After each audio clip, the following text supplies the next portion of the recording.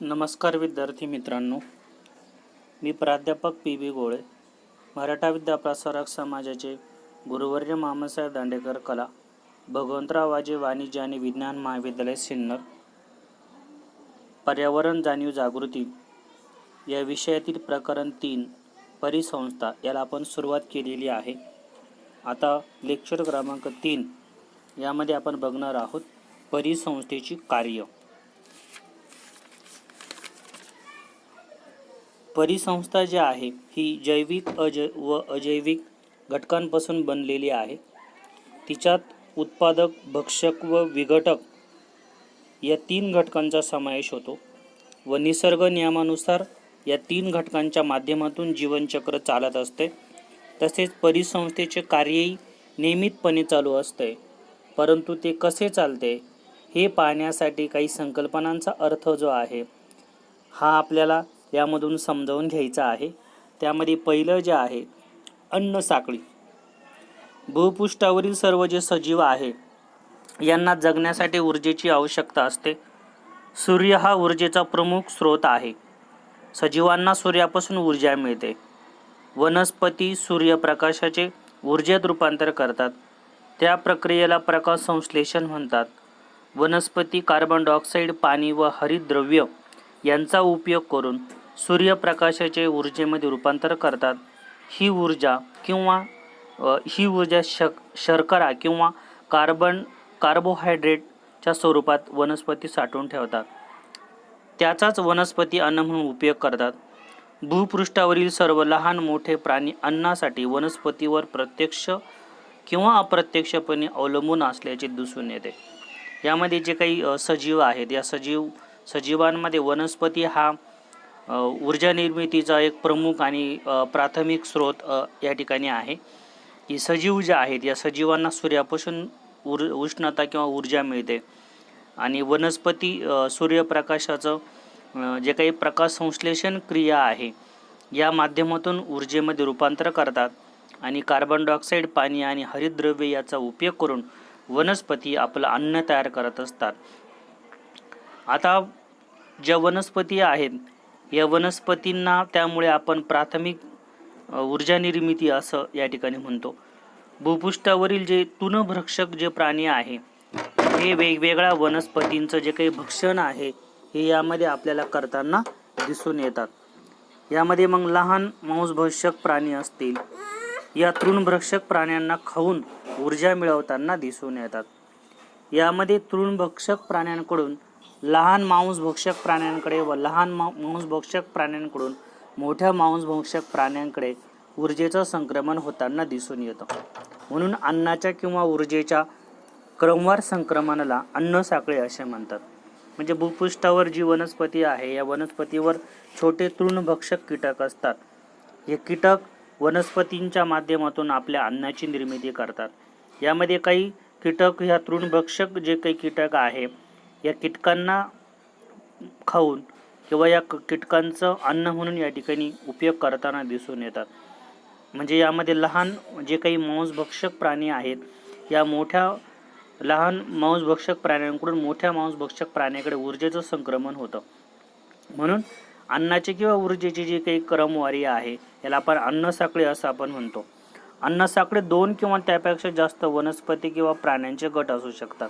म्हणजे अन्नसाखळी जी आहे यामध्ये 2 प्राणी, 3 प्राणी, 5 प्राणी असा एखादा गट असण्याची शक्यता यामध्ये असते.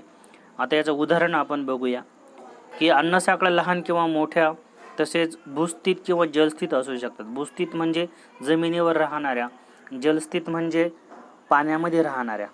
यामध्ये पहिली आहे गवत आणि हत्ती. ही छोटी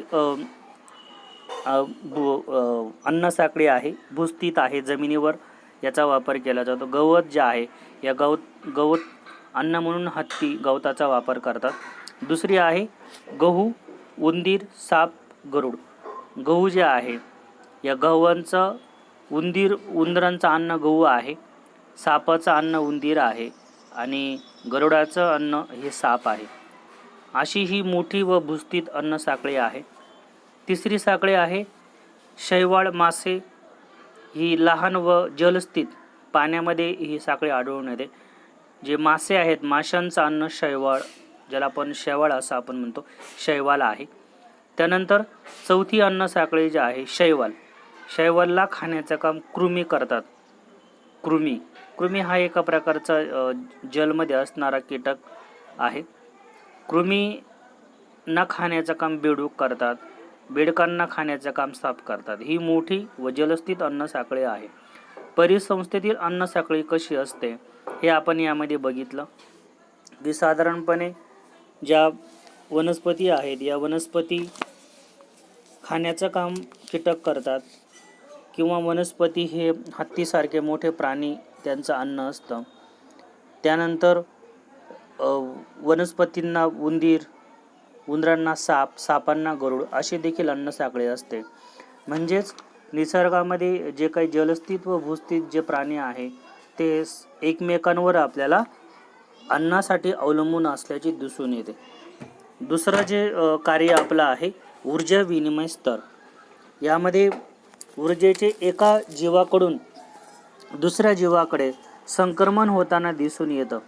याला लिंटमन नावाचे जे लेखक आहेत यांनी ऊर्जा विनिमय स्तर असे म्हटलेलं आहे. ऊर्जा विनिमय स्तर जो आहे याला लिटमन नावाच्या लेखकांनी या ठिकाणी त्याचा नामोपचार केलेला आहे. दुसऱ्या शब्दात जर सांगायचं जर झालं तर वनस्पतीकडून विविध स्तरावरील भक्षकांकडे अन्न ऊर्जेचे संक्रमण होत असतं. म्हणजे जे काही वनस्पती आहेत या वनस्पतींवर अनेक प्रकारचे भक्षक अवलंबून असतात आणि या वनस्पतीपासून अन्नाची निर्मिती या ठिकाणी होते आणि या अन्नाच्या निर्मितीच्या माध्यमातून अनेक जे पशु असतील, प्राणी असतील, कीटक असतील किंवा इतर भक्षक असतील हे आपलं अन्न निर्मिती करण्याचं काम यामध्ये आपल्याला करताना दिसून येतात. यामध्ये मग एक उदाहरण खाली दिलेलं आहे की ज्या वनस्पती आहेत या वनस्पती आपल्याला माहिती आहे सूर्यापासून अन्नाची निर्मिती करतात. याच्यामध्ये आपल्या सूर्य परिसंस्थेचं कार्य असं आपण म्हणतो. सूर्यापासून वनस्पती अन्न तयार करतात. वनस्पती जे आहेत या वनस्पतींपासून तृणभक्षक छोटे कीटक जे असतात त्याला आपण तृणभक्षक असं आपण म्हणतो ते अन्न तयार करतात.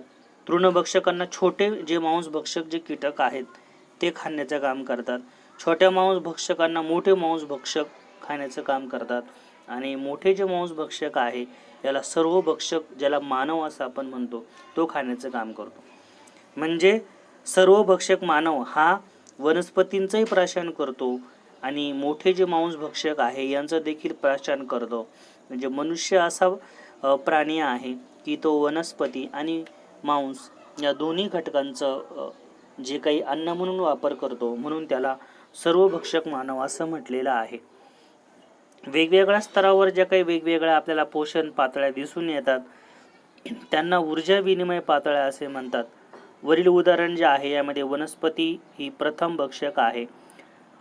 त्यानंतर तृणभक्षक हा द्वितीय छोटा मांसभक्षक आहे.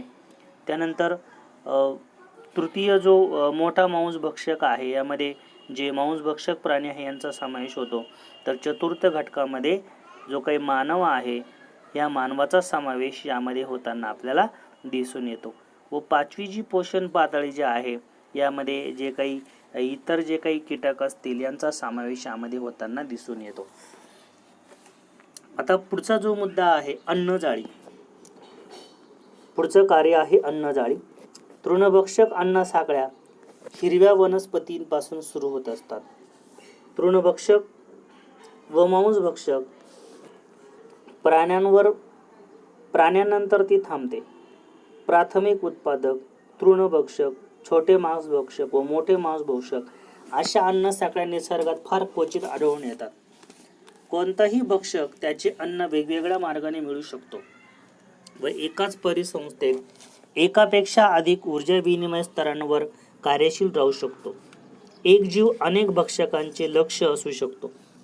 त्यामुळे परिसंस्थेत वेगवेगळ्या अन्न साखळ्या परस्पर संबंधाने अनुबंधित असतात. त्यातून अन्नजाळ्यांची निर्मिती होताना दिसून येते. म्हणून अन्न साखळ्यांच्या परस्पर संबंधाचे अनुबंधित झालेली जी काही जाळी आहे त्या जाळीस अन्नजाळी असे म्हणतात.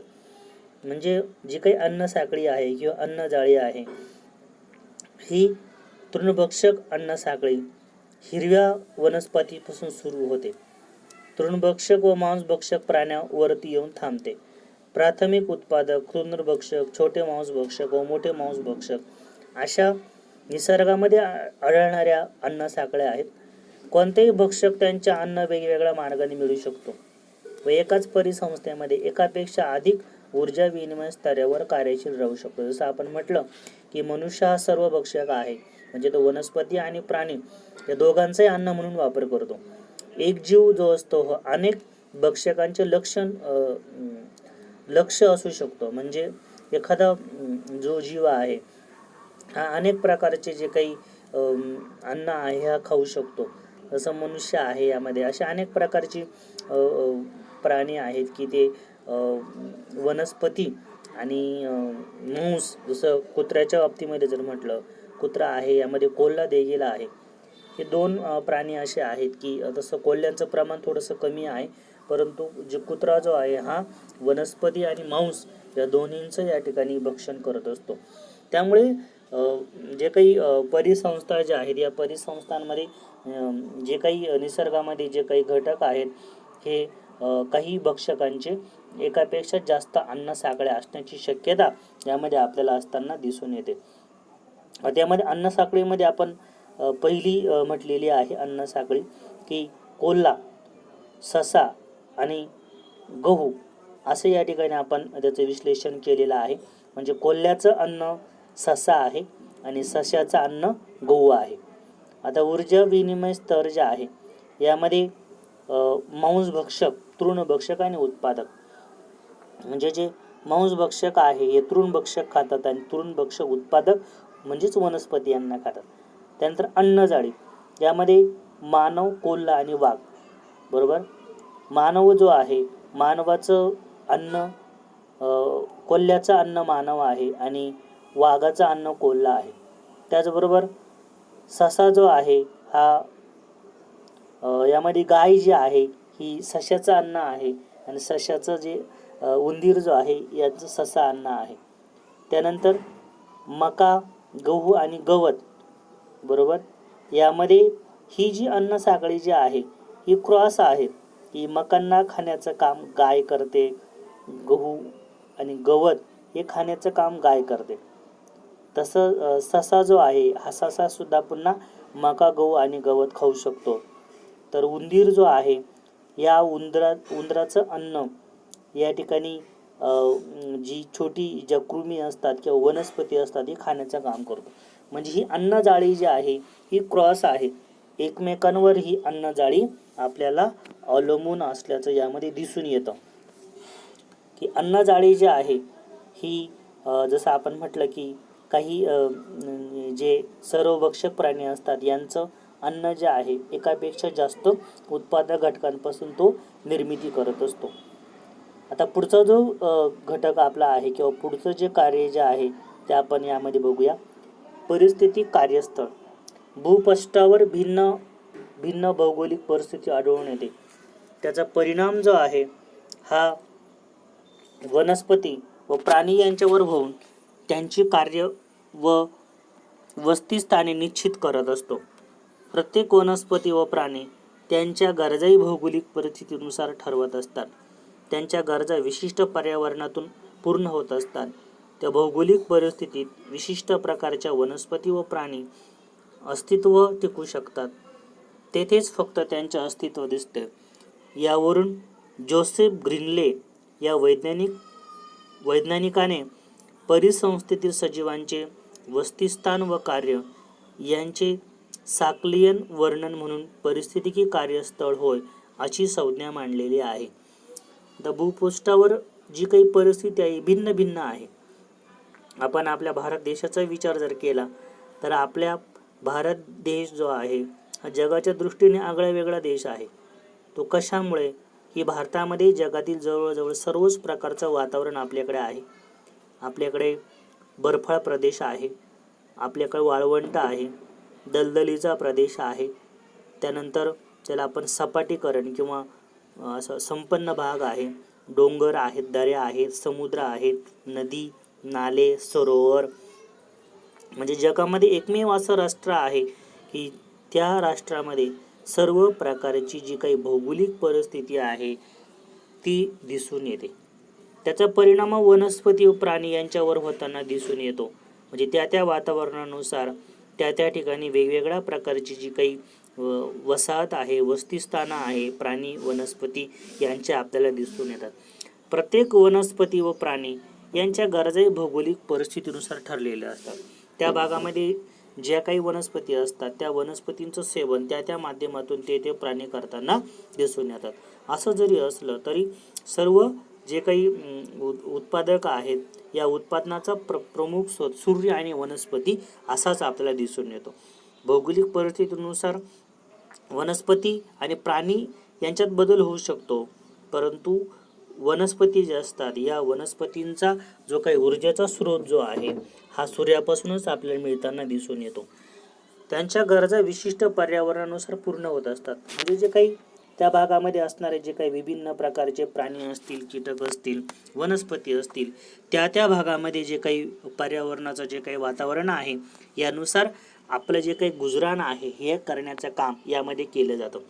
त्या भौगोलिक परिस्थितीमध्ये विशिष्ट प्रकारचे वनस्पती व प्राणी आपलं जे काही अस्तित्व आहे ते वेगळ्या प्रकारे टिकू शकतात.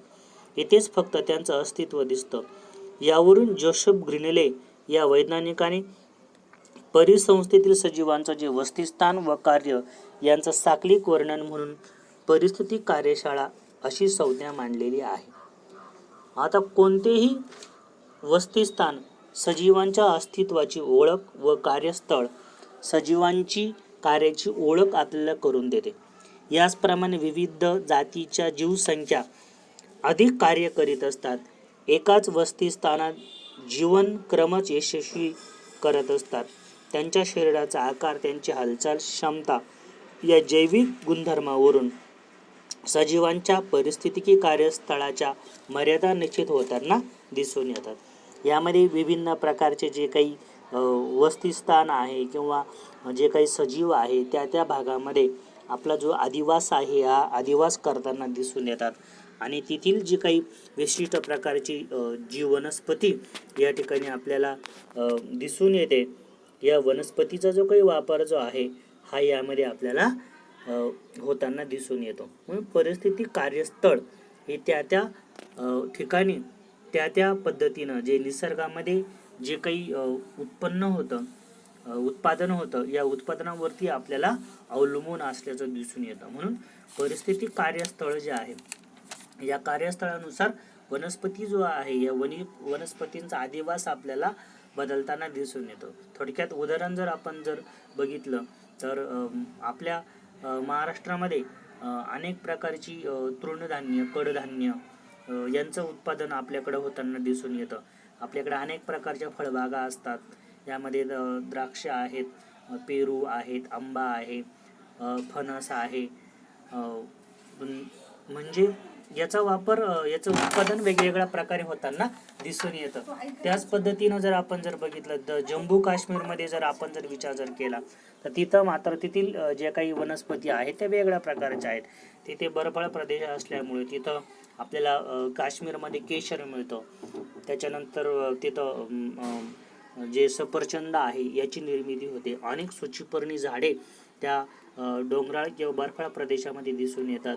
त्याचबरोबर अनेक प्रकारचे जे काही साबर वन, सूचीपर्णी झाडं यामध्ये दिसून येतात. म्हणजे यामध्ये काय होतंय की तुमची परिस्थिती कार्यस्थळ हा जसा बदलतो तसं तेथील वनस्पती ज्या आहेत त्या वनस्पतींचं जीवनक्रम किंवा वनस्पतींचे जे प्रकार आहे यामध्ये आपल्याला बदल होताना दिसून येतात. जेणेकरून या माध्यमातून जो काही मनुष्याचा जो जीवनक्रम आहे हा ज्या वनस्पतीवर अवलंबून असतो तोही आपल्याला वेगळ्या पद्धतीचा दिसतो. परंतु असं जरी असलं, वनस्पतीचे कितीही प्रकार जरी बघितले तरी सुरुवातीपासून सांगितल्याप्रमाणे याचा सर्व ज्या वनस्पती असतील यांचा प्राथमिक स्रोत जो ऊर्जा निर्मितीचा आहे हा सूर्यप्रकाश आणि कार्बन डायऑक्साईड यांच्या माध्यमातून जे काही अन्न साखळी जे आहे या पाणी व हरितद्रव्यांचा उपयोग करून सूर्यप्रकाशाचं ऊर्जेत रूपांतर करून जी काही शर्करा किंवा कार्बोहायड्रेट जे तयार केले जातात, या कार्बोहायड्रेटचं वनस्पतीमध्ये साठवून ऊर्जा निर्मिती करण्याचं काम सर्वच प्रकारच्या वनस्पती आपल्याला करताना दिसून येतात। या ठिकाणी हे लेक्चर जे आहे आपण या ठिकाणी संपवत आहोत। त्यानंतर पुढील लेक्चरला आपण बघणार आहोत परिसंस्थेचे प्रकार। धन्यवाद।